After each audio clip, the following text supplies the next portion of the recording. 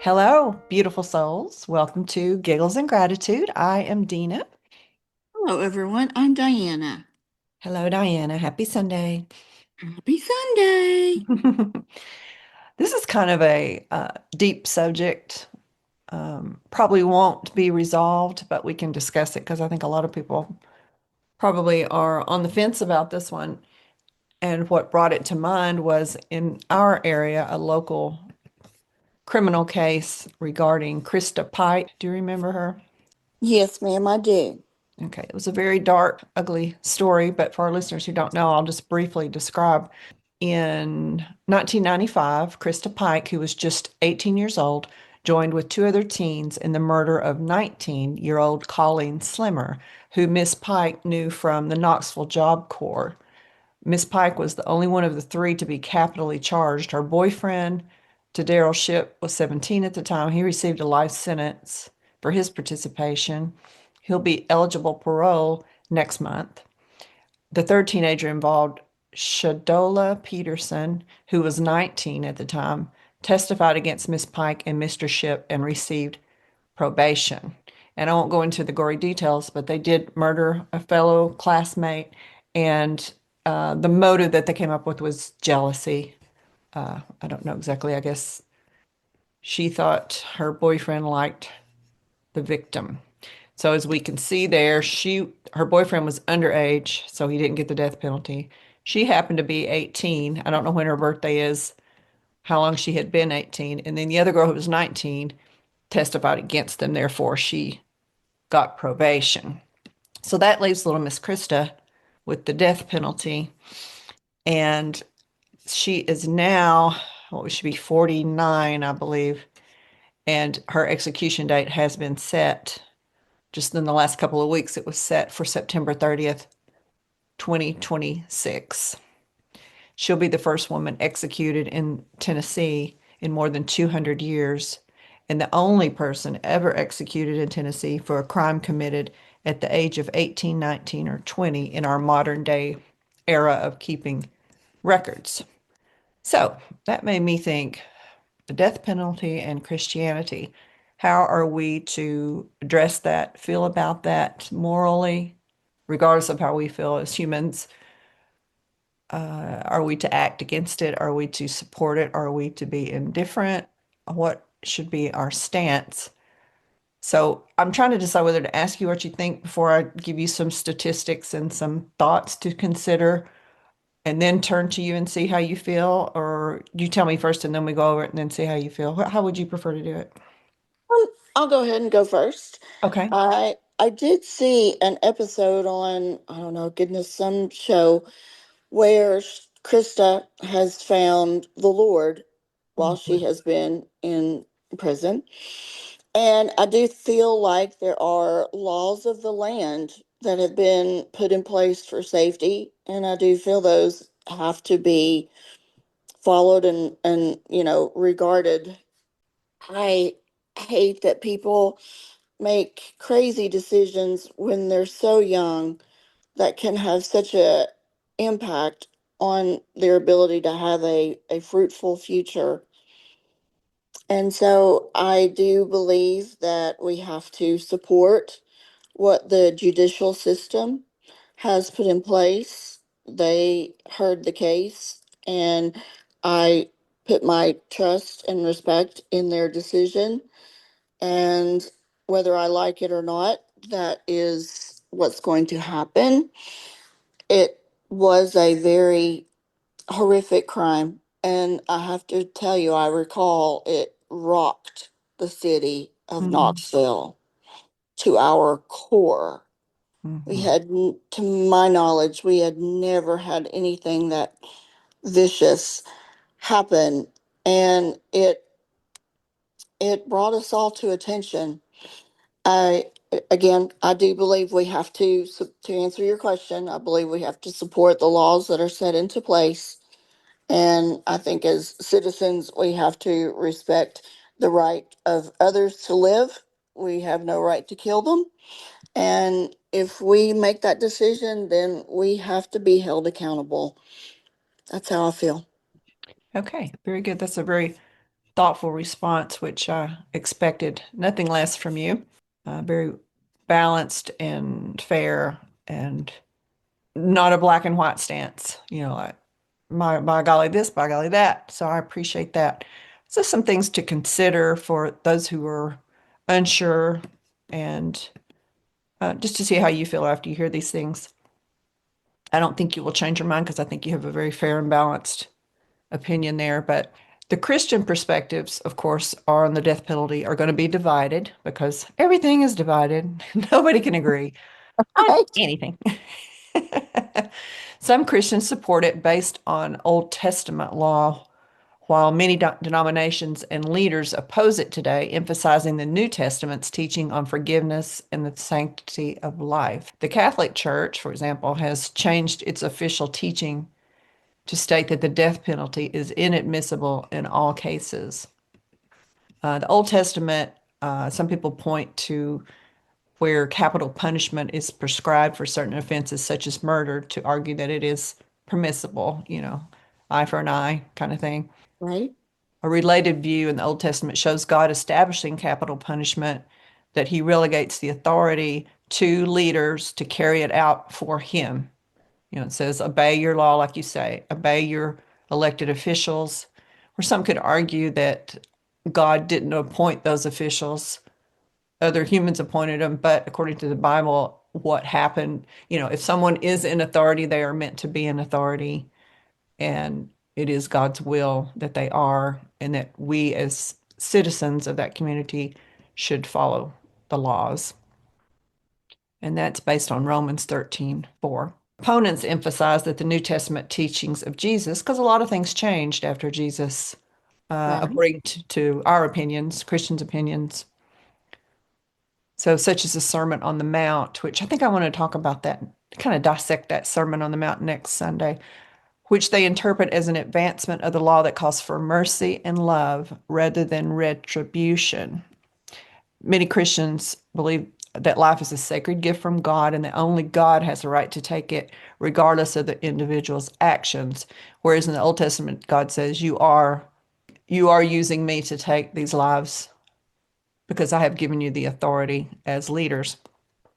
The Catholic Church did change their mind, as I said, as far as Protestants go, which is what you and I are. There, it's mixed. It just depends on who you ask. United Methodist, Presbyterian, and Episcopal Church publicly oppose it. They speak out against it.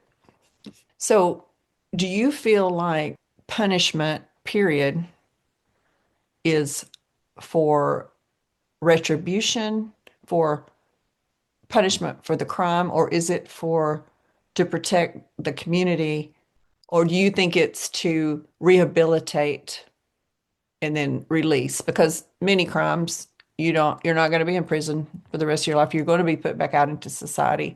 So do you think it's like everybody, look, this guy did this thing, he lost his freedom for this certain amount of time, so you don't want to do it. Here he's done, he's back out. Is he better? Is he worse? I don't know. Which do you feel like the purpose of prison is, to rehabilitate or just to punish? Honestly, you named three right there, and I think a little bit of all three are correct because we do want to rehabilitate. We do need to be held accountable, and then we do need to make decisions that keep our community safe. So I think a little bit of all that. Yeah. Do you think often that when someone is released from prison, they're in worse shape than they were when they went in because Well, they've it's been not exposed the to other evils? Yeah, I was gonna say it's not like a Disneyland environment there where they have a lot of role models to go after. But God is bigger than any jail cell, and God is bigger than any sin. So, there are times I feel, there are positive stories out there of people that have been in prison, made a poor decision, recognize that through the punishment, as you call it, and then are able to go back out into society and hopefully use their witness to deter other young people from making stupid decisions. And I say young people, it's not only young people that are in prison, but especially our youth when you said it on an episode before, our brains are really not developed fully till in our early 20s. And goodness gracious, 16, 17, 18, 19, it's just unheard of before that someone would even contemplate that, let alone carry it out. Hmm. And so I do feel like that if, you can change anything, God can make the bad into good. And um I do. I believe that there are people out there that can change through, and I'm sure there are some that come out worse than they were. They Hmm. learned a few tricks of the trade, if you will. Hmm. But that is within that person themselves. They either want to do better and grow and develop and learn, or they just don't. They want to continue trying to manipulate, take advantage of, and use the system any way that they can. Okay. There are currently 27 states that have the death penalty. Two of those, Oregon and Wyoming, have no inmates sentenced to death, and they never have. And I think that's probably just a population thing. Crime is always less, like in the uh, Right. west, northwest up there, because there aren't as many people. Um, It's cold up there. it's too cold to go out and commit crimes. I want to stay under the blankie. Uh, so of course it comes you get a question about how many people who are on death row were executed who were actually innocent. That's always a possibility. Right. Since the death penalty was reinstated in 1976. Since 1973, at least 200 people sentenced to death in the United States were exonerated because now we have DNA, or other people have come forward. People have taken on their cases and really did the work and dug through the haystack and found the needle and proved them innocent. So that means that at least 200 people would have been killed wrongly if we didn't have, the appeals process. And you think about, wow, she was convicted in the 90s, and now 30 years later they're just now doing it. Why does it take so long? It almost seems to me sometimes crueler to wait for so long, because is that prisoner supposed to try to have a life in prison, do educate themselves, care about their appearance, make friends, have relationships, talk to God, do all that if they're going to die anyway? And is that over your head keep you from actually functioning as a rational human being? But if we didn't have that delay, we would have 200 people who were wrongly killed. That's a really great point, Dina. True. And there probably are some, if that's the case, before we had DNA and other focusing on proving innocence more after, even after conviction, that have probably been wrongly executed. This means that the ratio is about one exoneration for every 8 executions. And then you have the racial situation where Black defendants constitute a disproportionately large percentage of death row convictions, but they also are a larger percent of exonerations. 54% of those exonerated were people of color. Wow. That's awesome. I looked up Billy Graham, his opinion, because we talked about him a couple of weeks ago, and I really respected him, and I thought he was a very fair person. And he actually went to a prison and visited a woman who was going to be executed, and she had really done an about face and came to Jesus and then saved a lot of people in the women's prison, started a kind of a group there, and really changed the lives of a lot of female prisoners there. So he came to visit her and praised how she had such a turnaround, and that she was really a follower of Christ, and praised her. But he did not speak out against her execution, and she was executed shortly after because he bowed to the authority of the law, and that it wasn't his position to take on that law. And he believed, and I think this is kind of how I would follow, as Christians, we shouldn't celebrate death of any kind. I know when somebody does something horrific and you even witness to it, and now because everything is online, we witness horrific acts all the time. And if we were given a gun at that moment watching that, we might just execute that person on the spot. It's like you want to stop them from committing that crime. If you saw somebody stabbing, like the woman on the subway, if you saw him stabbing her and you had a gun, would you not shoot him? Yes, I would. Yeah. So you think, okay, well, after it's done, or even if she managed to survive with the help of doctors and God's help, she survived, is he still not somebody who should be executed? So that enters your mind. But as a Christian, after this research I've done, our job, in my opinion, is to mourn the victim or victims, mourn the convicted, because, like you said, they have wasted a beautiful gift of life that God gave them. And then you should try to save that person because where there's hope, there's life. There's still a life there. There's still ears to listen or eyes to see. And then if they are executed, we do not celebrate that, but we don't protest it. We Accept it. accept it and show love and respect to authority.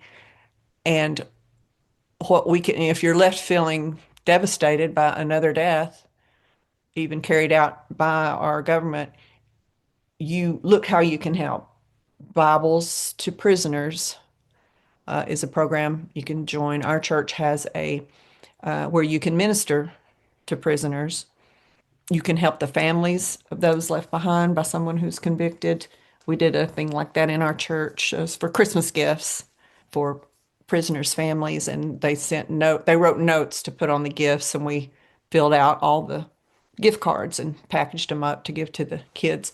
There are things you can do to make you feel like you're not helpless and frustrated and confused and mourning just the awfulness that is murder and execution. So I feel like as Christians, that's what we should be doing. We should act on it. We shouldn't be on the sidelines of where we can make a positive impact and think of that as an opportunity to save someone. Obviously, we can't take on everyone, but we can look into programs that will make us feel like we are making a difference and acting as good Christians and setting good examples. How do you feel about all that? I agree with everything you just said. Okay. According to religionnews.com, their stance is Christians celebrate God's lordship over evil. We should celebrate that we have people to protect us, a police force, a judicial system that is flawed. The prison system is incredibly flawed. We all know that.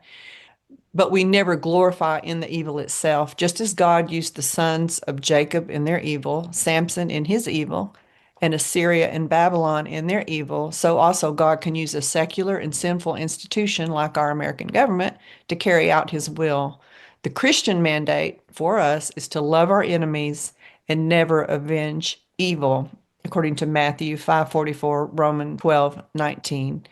Paul in Romans 13, Paul only tells the church to submit, not to support. Sometimes God works in and through humans, even when the latter is less than perfect. Or to put it another way, God can draw a straight line with a crooked stick.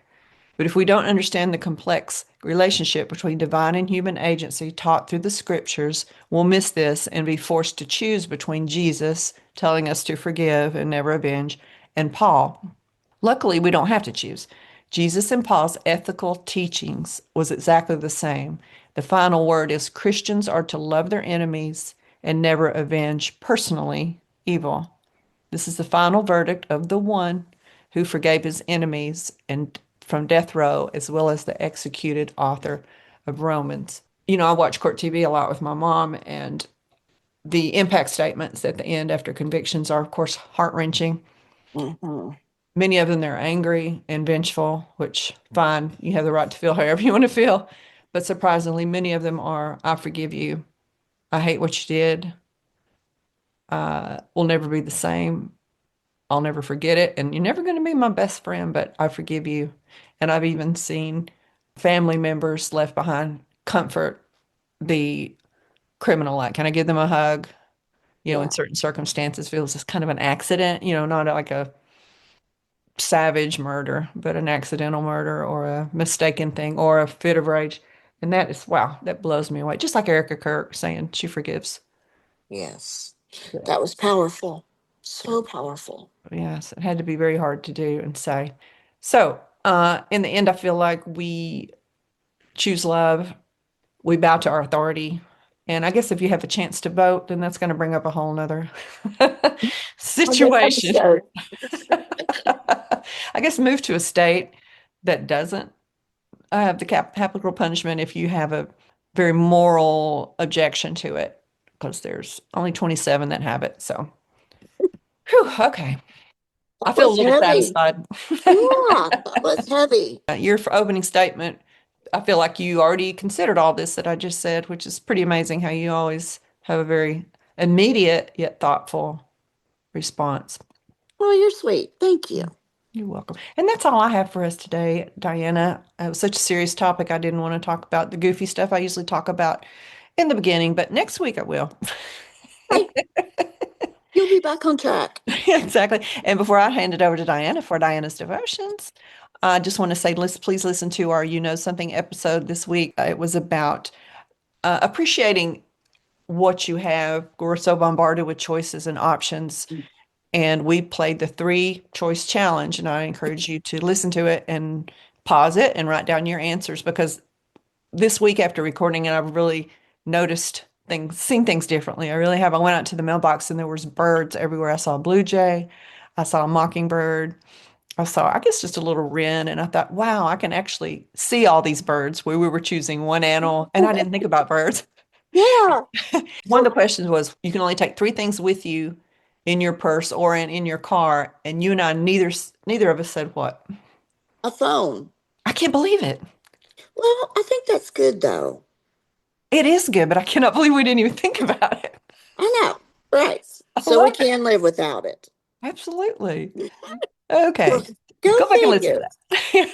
that. I'm sure people were saying, your phone, stupid, and a charger.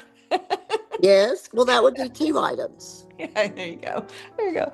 Okay. Thank you guys for listening on my end, and take it away, Diana. Bring us home. So I'm going to be reading today from a clip out of a newspaper.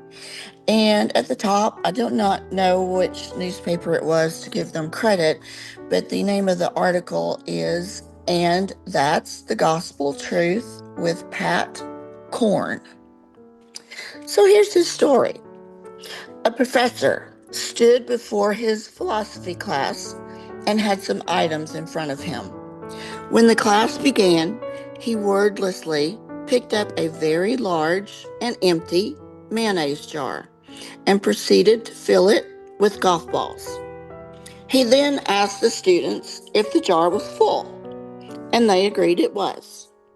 The professor then picked up a box of pebbles and poured them into the jar. The pebbles rolled into the open areas between the golf balls. He then asked again to the students if the jar was full. They agreed it was. The professor next picked up a box of sand and poured it into the jar. And of course, the sand filled up everything else. He again, one more time, asked if the jar was full.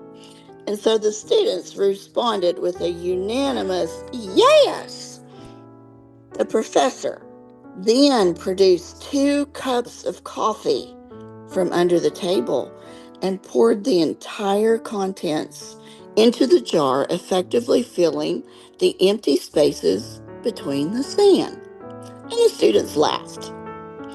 "Now," said the professor, "is the jar full?" And he said, "I'm going to answer that with a big yes." He said, "I want you to recognize that this jar represents your life.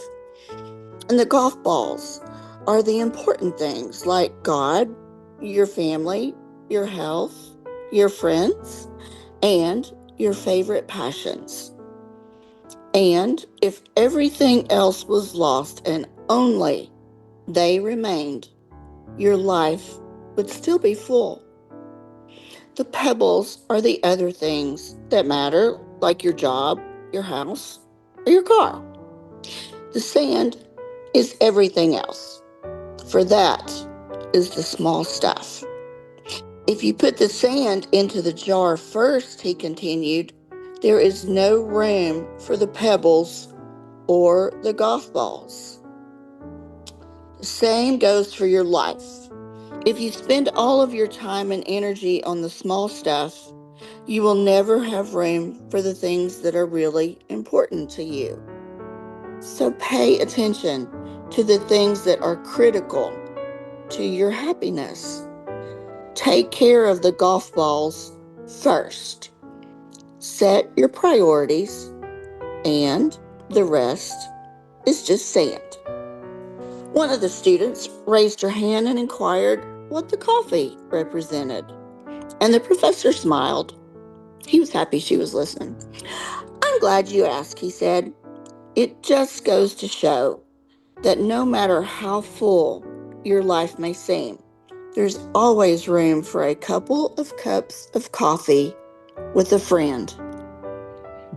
So, my sweet friends, how often we fill our lives with sand and we neglect the golf balls.